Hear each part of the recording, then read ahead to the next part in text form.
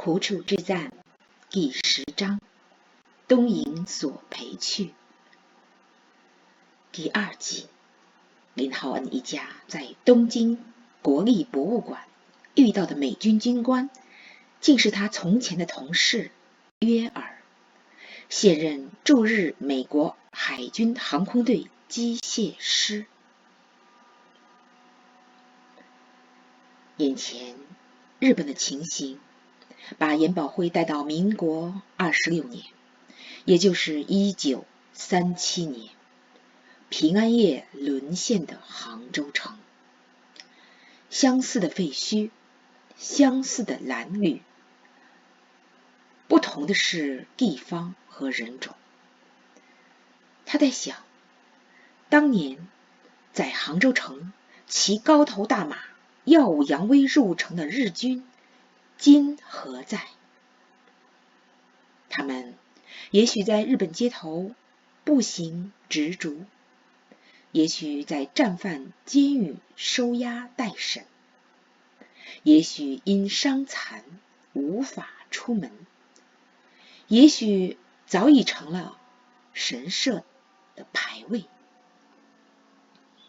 10年河东，10年河西，世事沧桑，今非昔比。保辉做梦也没想到，能来东京亲眼看见挑起战争的日本的结局。目睹所到之处断壁残垣，林浩恩心里涌出感慨：日本这崇尚不给人添麻烦的民族，不仅给东南亚各国，也给欧美国家添了不少麻烦。岂止是麻烦，乃是旷世灾难。日本主动先打了别人，使很多中国和美国女人失去丈夫儿子，孩子失去父亲。最终日本给自己人添了大麻烦，引来大患难，国破家亡，盟军占领，天皇走下神坛，日本妇女未安。林浩恩一行到东京这天，盟军总部宣布新日本宪法生效，也就是 The Constitution of Japan。 新宪法别称叫战后宪法 Post-War Constitution， 吉祥别称叫和平宪法 Peace Constitution。 在驻日盟军总部压力下，新宪法取代1889年在明治宪法大日本帝国宪法下的名称，也就是 The Constitution of the Empire of Japan， The Meiji Constitution。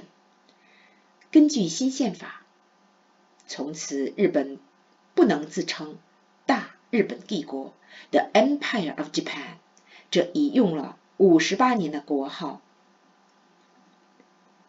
保辉下飞机后，在机场卫生间洗手池旁看到一张别人丢弃的英文报纸，印有新宪法第2部分，放弃战争 Renunciation of War。 他读到新宪法第9条，即杜绝日本再次挑起战争的可能性，不许日本有军队，只许保留用于自卫的武装力量。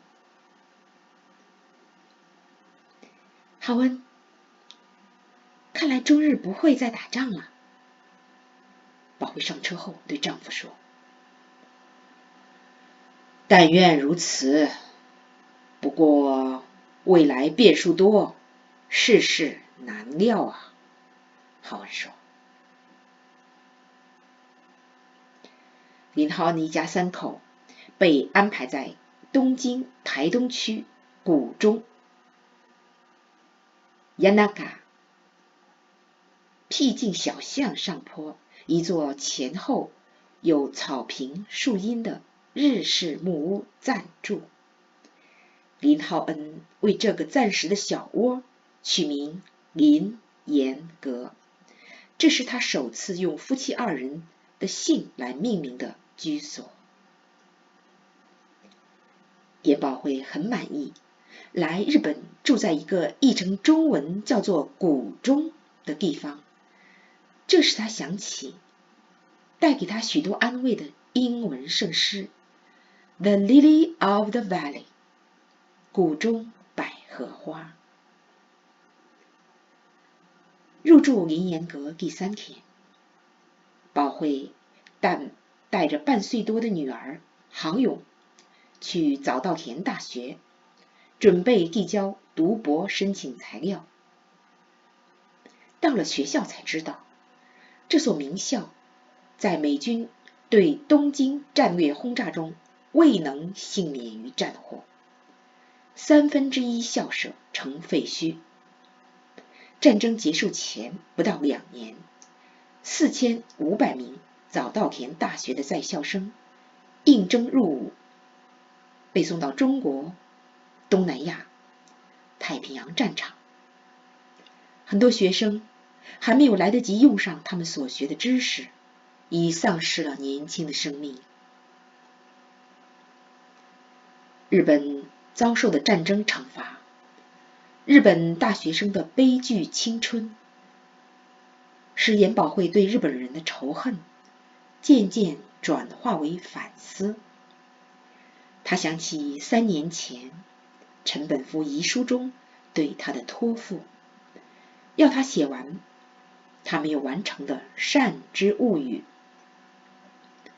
这部书是为日本人的后人德美福而写的，也为中日将来不再开战而写。来东京后，他才开始理解曾在日本留学的陈本夫这份对日本的爱心。浩恩，叶子妹终于和订婚10年的未婚夫结婚啦。严保惠读着一封南京来信，对丈夫说。他们到日本的第2个月底，严保惠收到叶吉平从南京寄来的信，说自己于5月28日在未婚夫胡长官胡将军的房区举行婚礼，但是婚后3天他就不得不回南京，因为战争就发生在他们举行婚礼的地方。叶吉平告诉严保惠，自己人生中经历上帝的信实。叶吉平与未婚夫天各一方10年，终于走进婚姻殿堂。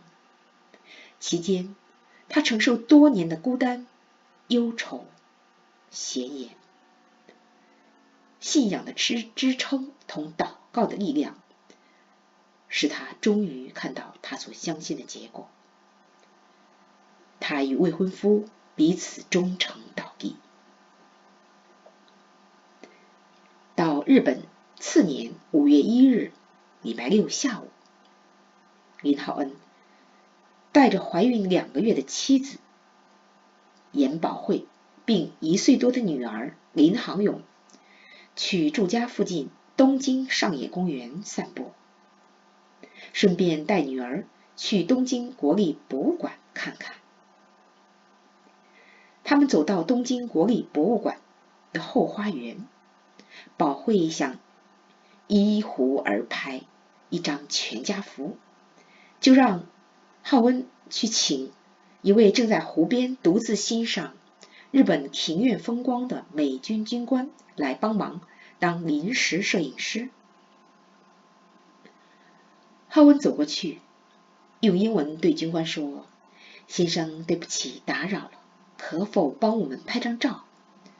军官转身接过相机说：“没问题，当然可以。”忽然，军官叫道：“Howard, Do you remember me? How? 还记得我吗？ I am Joe. 我是约尔。他喊着浩恩的英文名说。如果不是军官先认出了林浩恩，浩恩根本不会注意到这军官的长相，也不会想到他竟是雷允中央飞机制造厂的美国同事约尔。雷允一别，转眼6年，音讯全无。林浩恩实在没想到在日本能见到雷允中央飞机制造厂的同事，留美时的老同学约尔。他感到人生真是变幻莫测，充满意外。浩恩和约尔一阵拥抱，二人流泪无语许久。他们沉默所表达的思想，只有自己明白。语言难以表达沉重伤痛和惨烈灾难带给人的重创。严保慧看着流泪的2个男人，也不由自主落泪。他理解这2个男人的泪水和沉默中蕴含的难以言表的战争伤痛。郝勇看到爸爸妈妈同美军军官3个大人都流泪，不知发生了什么，吓得大哭。他一哭，3个大人止住眼泪，赶紧对受惊的小女孩微笑。浩恩用英文对约尔说：约尔，我只顾伤心，忘了介绍我家人。这是我太太 Esther， 这是我女儿 Orange。Esther 是保慧的英文名， Orange 是航勇的英文名。Esther Orange， 美好的名字，很荣幸在东京见到你们，约尔说。严保慧用英文对约尔说：约尔，在东京遇见你真是件奇妙事，常听我丈夫提起你和他的趣闻和友谊。约尔听保慧说流利的英语，并不感到惊奇。他以前在雷允中央飞机制造厂，很多中国同事的太太都会说英语，只是对保慧说英语带美国东南部口音感到意外。他用不太流利的中文问保慧：林太太在哪里学的英文？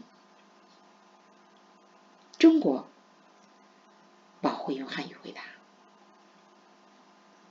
浩恩知道约尔的疑惑在哪里，就说：我太太在中国得启蒙学英文，她很年轻时去美国东南部留学多年，因此得些口音的烙印。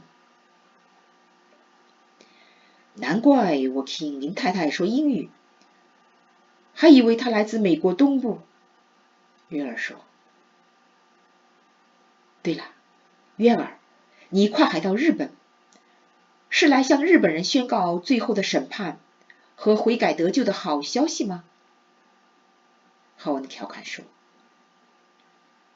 也可以这么说，东京大审判正在上演，最后的审判也必来临，约尔说。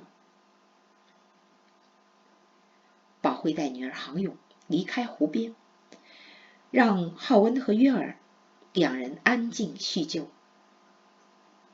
浩恩见约尔才得知，民国31年，也就是1942年5月，约尔从云南保山搭美军飞虎队飞机撤到昆明，从昆明搭美军飞机到印度，又从印度搭美军军舰护航游轮回美国。回美国不久，约尔即应征加入美国海军航空队当机械师。几天前刚调到东京盟军总部，处理战后索赔并日本飞机制造厂拆卸事宜。世界大，圈子小，约尔、浩恩各自转一大圈，不约而同在日本东京又凑巧成了同事，干同一件事的同事，索赔、拆卸。以前他们是组装飞机打日本的同事，现在是拆日本飞机场的同事。虽分别6年，没有音讯，但浩恩与约尔像以前一样谈得投机。浩恩，你知道美国为什么在2战后取代英国的地位？日本为什么战败？德国为什么2次大战都以失败画句号吗？约尔说。这问题太深奥。浩恩说。德国战败，日本战败，1个多世纪前就注定了。约尔说。此话怎讲？浩恩问。今天就到这里了，多谢各位收听、收看、订阅。